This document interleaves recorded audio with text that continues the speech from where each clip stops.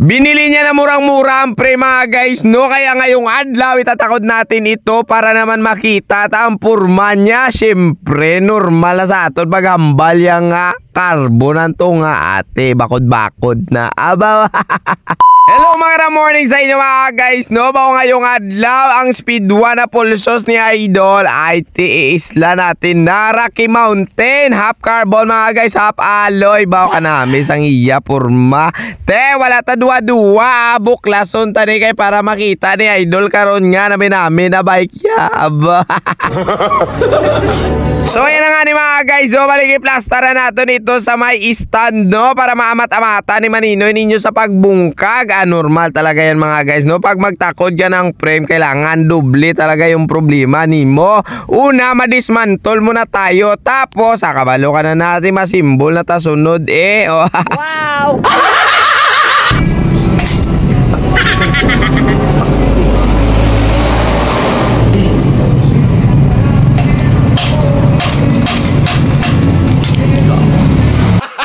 At ayan na nga ni mga guys, sunod na baklas na natin yung crankset. Sinunod naman natin ang preno ni Idol. Tapos yung harapang gulong-gulong, siyempre kailangan na baklas na kay man magsaylo para hindi mabudlayan bala. Kasi mga guys, no, pag magdikit-dikit pa yan, medyo alanganon tayo dyan. Kasi nga, importante amat-amaton to sa pagsalpak pagbalik eh. Oh.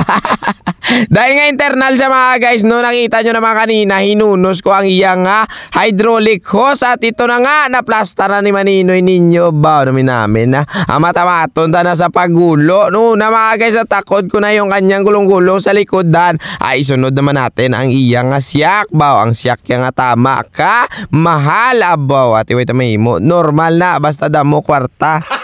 Gago! Kadalasan talaga mga guys, no, sa mga pulsos na inatakdan sa mga siyak, no, ay matatagas talaga yung mga travel. Minsan 140, 160, 170, 180, ganyan. Depende sa gusto sa tagiya, kag depende sa design sang inyong bike. So ito na nga ni mga guys, so nagkabit tayo mga guys ng adapter para sa iya nga XT nga caliper kasi nga naka side mount ang iya nga frame. So magatapos, syempre, takod na tayo ng olive fittings niya. Para naman sure ball ang preno magpondoged ang kabuhi mo. Joke lang. Hinangag.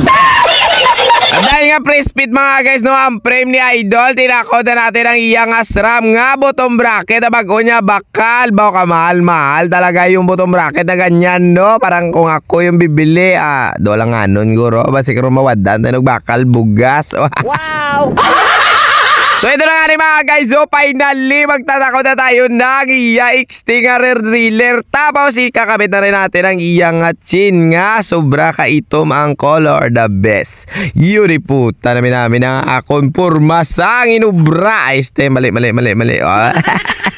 Kambya-kambya na lang mga guys, no, at tatakbo na ang aton nga bike nga Rocky Mountain. So God bless to all. Paalam na sa inyo, hanggang dito si Maninoy ninyo. Bye bye animal.